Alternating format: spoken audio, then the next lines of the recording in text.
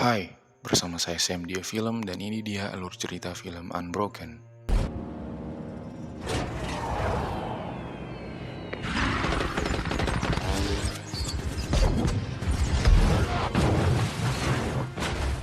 Sebelum masuk ke filmnya, bantu kami untuk mencapai 1000 subscriber pertama kami dengan cara klik tombol subscribe. Balik lagi kita akan bahas film perang yang terinspirasi dari kisah nyata, yaitu pada Perang Dunia Kedua. Film ini berjudul Unbroken. Film Unbroken ini menceritakan tentang seorang pemuda, atlet lari Olimpiade yang lahir dari keluarga imigran Italia. Dia bernama Louis Zamperini. Saat Perang Dunia Kedua terjadi, Louis bergabung dengan tentara dan menjadi juru ledak bom di pesawat United States Air. Bagaimana keseluruhan alur cerita filmnya? Mari kita tonton bersama. Film berawal dari tahun 1943 di masa Perang Dunia Kedua. Saat itu Amerika sedang berperang melawan Jepang di Pasifik.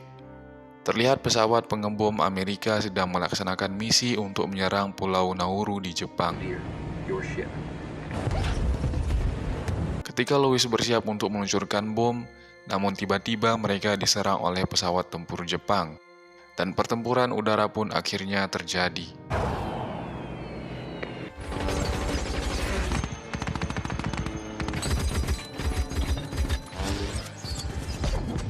Meskipun mereka bisa mengatasi serangan Jepang, namun sayangnya pesawat mereka mengalami kerusakan, dan beberapa kru juga tertembak. Dalam situasi genting, Louis teringat dengan masa lalunya saat ia masih kecil. Louis merupakan anak nakal. Ia pernah merokok dan bahkan berkelahi. Perché ti comporti così? Karena hal itu, Louis sering mendapat hukuman dari sang ayah. Namun kakaknya Louis melihat ada potensi yang dimiliki adiknya. Dia pun menyuruh Louis untuk berlatih supaya menjadi atlet lari seperti dirinya. Alright, you train, you fight way harder than those other guys. You can do this, Lou. Just gotta believe you can. Kemudian Louis berlatih sangat keras sampai akhirnya dia menjadi pelari tercepat di Amerika.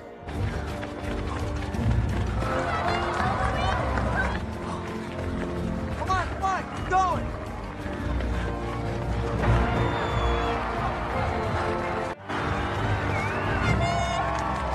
Bravo! The Torrance Tornado Smoke is on his way to the Olympics. Atas pencapaiannya, Louis berhak mengikuti ajang Olimpiade di Jerman pada tahun 1936. Dalam perlombaan, Louis sempat tertinggal di belakang. Tapi Louis tidak mau menyerah begitu saja dan dia pun berusaha menyalip semua saingannya. It's high school kid Zamperini. Hingga akhirnya Louis bisa memenangkan pertandingan dengan rekor terbaik yaitu selama 56 detik. Dan tentu saja kemenangan ini membuat semua orang bahagia, termasuk keluarganya yang mendengarkan melalui radio. Scene kemudian berlanjut di Perang Dunia Kedua. Terlihat pesawat mereka akan mendarat. Namun pendaratan kali ini sangat beresiko karena pesawat mereka mengalami kerusakan akibat serangan pesawat tempur Jepang.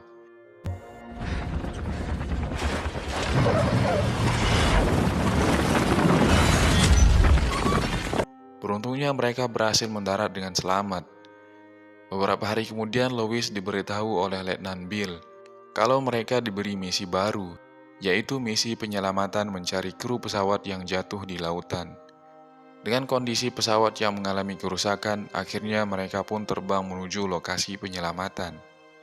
Namun dalam perjalanan tiba-tiba mesin pesawat mati sehingga kehilangan keseimbangan. Letnan Bill memerintahkan kepada semua kru untuk bersiap mendarat darurat di lautan. Mereka pun segera mengambil barang yang dibutuhkan sebelum pesawat menghantam lautan. This is Green Hornet, we are going down.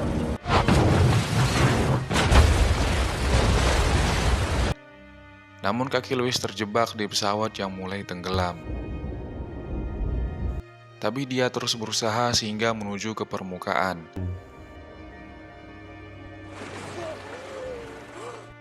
Dua teman Louis yaitu Bill dan Mike juga berhasil selamat. Namun sayang sekali sisa kru lainnya telah tewas. Sejauh mata memandang yang mereka lihat hanyalah lautan. Kini mereka hanya bisa berharap ada pesawat maupun kapal yang lewat dan mau menolong mereka. Di sini Mike mulai frustrasi dan menurutnya mereka semua pasti akan mati. Akan tetapi Louis berusaha menenangkannya dengan mengalihkan pembicaraan mengenai persediaan makanan mereka. Keesokan harinya ada pesawat Amerika terbang di atas mereka. Louis yang sempat melihat itu segera meminta pertolongan dengan berteriak dan menembakkan suara. Namun sayangnya pesawat itu tidak melihat keberadaan mereka. Dan parahnya lagi, persediaan makanan selama beberapa hari malah dihabisi oleh Mike. Hari ketiga telah mereka lewati dengan perut kosong dan kelaparan. Bahkan kulit mereka mulai mengering akibat terbakar sinar matahari. Sampai suatu saat Louis berhasil menangkap burung yang hinggap di perahu mereka. Tapi setelah memakannya mereka malah muntah-muntah. Mereka pun memutuskan untuk memancing dengan peralatan seadanya. Syukurnya mereka berhasil mendapatkan ikan. Lalu memakannya untuk menambah sedikit energi bagi tubuh mereka. Tak terasa mereka telah melewati hari ke-18. Kini kondisi mereka juga semakin memprihatinkan. Sampai detik ini masih belum terlihat tanda-tanda adanya pertolongan. Louis yang sudah putus asa lalu bertanya kepada Tuhan, kenapa dia dan dua temannya justru yang selamat? Namun suasana laut yang tenang tiba-tiba badai datang disertai hujan deras.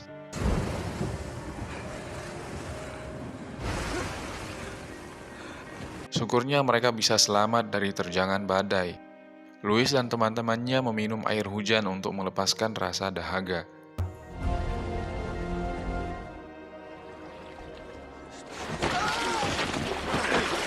Setelah berhari-hari berusaha bertahan hidup, mereka pun melihat pesawat untuk kedua kalinya. Louis berusaha menembakkan suara dan berhasil menarik perhatian pesawat tersebut. Namun sialnya itu adalah pesawat milik Jepang. Alhasil mereka pun ditembak oleh pesawat itu. Beruntungnya mereka bertiga berhasil selamat. Namun sayangnya perahu karet mereka malah bocor karena tertembak. Louis dan teman-temannya berusaha memperbaiki perahu karetnya.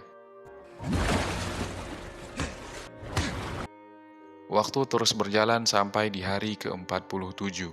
Saat ini kondisi Mike sudah semakin parah dan hanya tinggal menunggu ajalnya. Sayangnya hal itu terjadi sehingga Louis dan temannya harus kehilangan satu rekannya.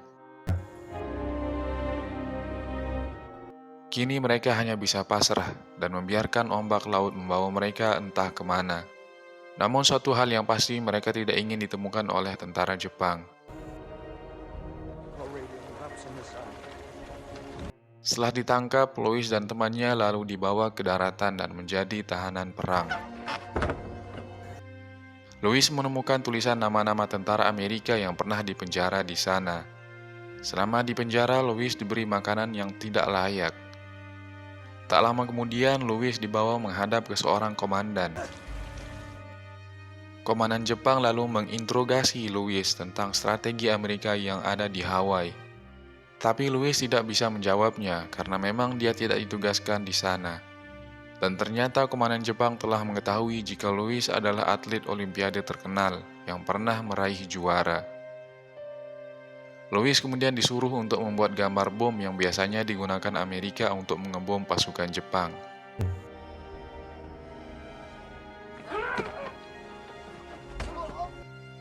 Keesokan harinya, Louis bersama ratusan tawanan perang lainnya tiba di sebuah dermaga. Louis dan temannya terpaksa harus berpisah, karena mereka menaiki truk yang berbeda untuk dibawa menuju ke tahanan. Saat truk melaju, Louis mengintip dari tutup matanya. Louis menyadari kalau dia sedang berada di Tokyo. Setelah turun dari truk, para tawanan diarahkan ke sebuah kamp tahanan bernama Yumori. Di kamp tahanan Yumori ini dipimpin oleh pemimpin tahanan yang bernama Watanabe. Watana menegaskan bahwa para tahanan adalah musuh Jepang yang harus diberi hukuman. Para tahanan yang lama sudah mengenal Watana sebagai seorang yang kejam. Hal itu terbukti saat Louis menatap wajah Watana. Ia pun langsung dipukuli sampai hidungnya berdarah. Setelah masuk ke dalam tahanan, Louis disambut oleh Komandan John serta tentara Amerika lainnya. Mereka pun membicarakan mengenai kejamnya Watana yang suka menyiksa para tahanan. Dari mereka juga Louis mengetahui sedikit latar belakang siapa Watana sebenarnya.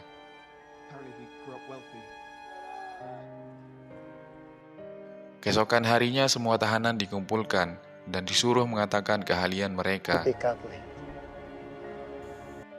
Watana yang tahu jika Louis adalah atlet Olimpiade, ia pun mengetes Louis dalam adu lari dengan salah satu tentara Jepang.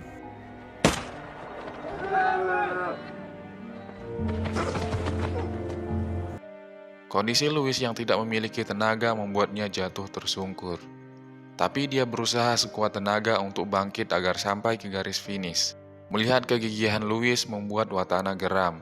Dia pun memukul Louis sampai terkapar. Ketika ada kesempatan, John berusaha mencari informasi tentang situasi peperangan di sana. John menguping pembicaraan dari tentara Jepang bahwa pasukan Amerika akan menginvasi Pulau Marshall. Setiap hari para tahanan dipaksa bekerja dan disiksa oleh tentara Jepang.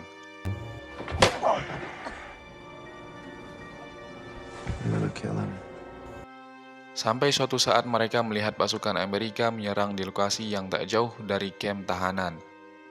Melihat itu membuat mereka kembali semangat untuk bertahan hidup. Mereka berharap Amerika secepatnya bisa mengalahkan Jepang. Suatu hari pihak Jepang menyuruh Louis untuk mengabari keluarganya kalau dia masih hidup. Karena selama ini Louis dianggap telah mati oleh negaranya karena kecelakaan pesawat. Watana mengizinkan Louis untuk bertemu dengan orang-orang di radio Tokyo, supaya Louis bisa menyampaikan kabar tersebut kepada keluarganya di Amerika. I'm alive and well. Louis pun dibawa ke Tokyo untuk menyampaikan kabarnya yang masih hidup. Louis memanfaatkan kesempatan ini untuk berbicara kepada keluarganya yang sudah 3 tahun ia tinggalkan. Mendengar kabar itu membuat keluarga Louis sangat senang, terutama kakaknya. Dia tak menyangka kalau Louis masih hidup. Your loving son, Louis. I wish you all a Merry Christmas and a Happy New Year. Selama di Tokyo, Louis diberi makanan enak dan diperlakukan dengan baik. Tentu saja hal itu sangat berbanding terbalik saat berada di kamp tahanan. Namun tiba-tiba mereka datang dengan membawa sebuah naskah yang harus dibaca oleh Louis ketika siaran radio. Ternyata naskah itu berisi propaganda Jepang yang berisi semua kebohongan Amerika. Jika Louis mau bekerja sama dengan Jepang, maka dia akan diberi kehidupan yang lebih baik. Meski tawaran Jepang sangat menggiurkan, tapi Louis tetap teguh pada pendiriannya. Dia memilih kembali ke tahanan daripada harus menjadi pengkhianat. Sesampainya di camp, Watana merasa kesal karena Louis tidak mau bekerja sama dengan Jepang. Man must be taught respect.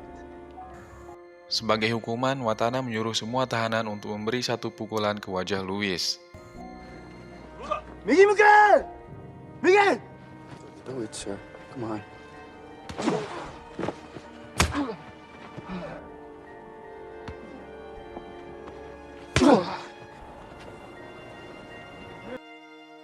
Pukulan demi pukulan Louis terima sampai dia terkapar tak berdaya. Musim dingin akhirnya tiba. Para tahanan menyaksikan pentas seni sebagai hiburan. Ketika pertunjukan, Watana mengucapkan selamat tinggal kepada Louis. Kalau dia akhirnya mendapat promosi kenaikan jabatan dan harus pergi dari camp ini. Tentu saja hal ini membuat para tahanan senang termasuk Louis, karena tak ada lagi orang yang seenaknya menyiksa mereka. Singkat cerita, malam hari pun datang. Tiba-tiba kamp Yumori diserang pesawat Amerika.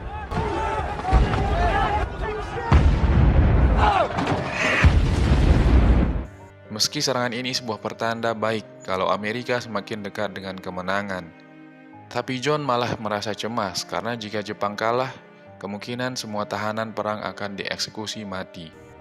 We win, we're dead.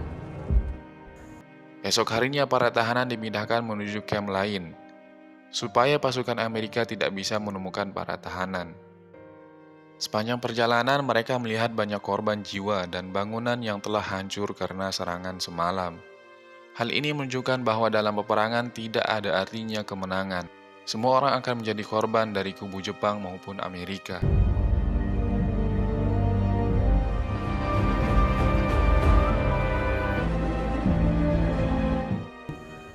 Setelah mereka melalui perjalanan yang panjang, akhirnya mereka sampai di kamp tahanan Notsu yang berada di tepi laut. Di kamp ini, para tahanan dipaksa bekerja mengangkut batu bara. Jika sampai ada tahanan yang sudah tak kuat lagi, maka mereka akan dipukul oleh penjaga. Dan sialnya kamp ini ternyata dipimpin oleh Watana. Louis yang melihatnya seketika tubuhnya lemas. Watana kemudian mengenalkan dirinya dan menyambut Louis dengan sebuah pukulan. Hari demi hari para tahanan dipaksa bekerja sampai kelelahan. Saat Louis mengangkut batu bara, tiba-tiba seorang penjaga mendorongnya sampai terjatuh dan cedera. Kerja paksa ini membuat semua tahanan kehabisan tenaga, bahkan sampai ada yang meninggal. Louis yang sudah sangat kelelahan, dia pun berhenti sejenak untuk beristirahat. Penjaga yang melihatnya kemudian memberi hukuman. Dia menyuruh Louis untuk mengangkat balok kayu yang besar. Dengan tenaga yang tersisa, Louis berusaha mengangkat kayu itu di atas kepalanya. Bahkan Watana mengancam jika Louis menjatuhkan kayu itu, maka Louis akan ditembak mati. Tapi ancaman tersebut membuat Louis berdiri tegap dan tidak merasa goyah sedikit pun. Louis justru berani menatap wajah Watana, seolah-olah membuktikan bahwa dia tidak akan menyerah.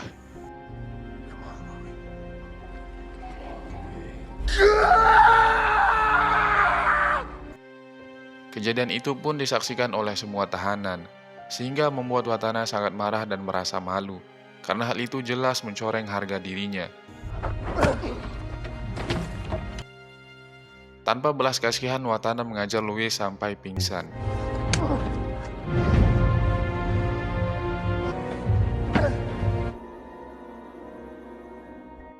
Keesokan harinya semua tahanan dikumpulkan dan diberi kabar kalau perang akan segera berakhir. Kemudian mereka dikumpulkan untuk mandi bersama di tepi pantai. Mereka tidak tahu apakah setelah itu mereka akan dieksekusi mati, tapi setidaknya mereka merasa lega karena diberi kesempatan untuk membersihkan diri. Tak lama kemudian pesawat Amerika datang. Hal ini menandakan bahwa perang telah berakhir untuk kemenangan Amerika dan sekutu. Dan kabar baiknya para tahanan tidak jadi dieksekusi. Mendengar hal itu, mereka semua bersorak gembira untuk merayakan kebebasan. Setelah itu, 3 pesawat Amerika menjatuhkan pasokan makanan. Mereka pun segera memakan makanan bersama. Singkat cerita, Louis akhirnya berhasil pulang ke Amerika. Louis langsung disambut oleh keluarganya dan juga kakaknya yang sangat ia rindukan. Dan film pun selesai.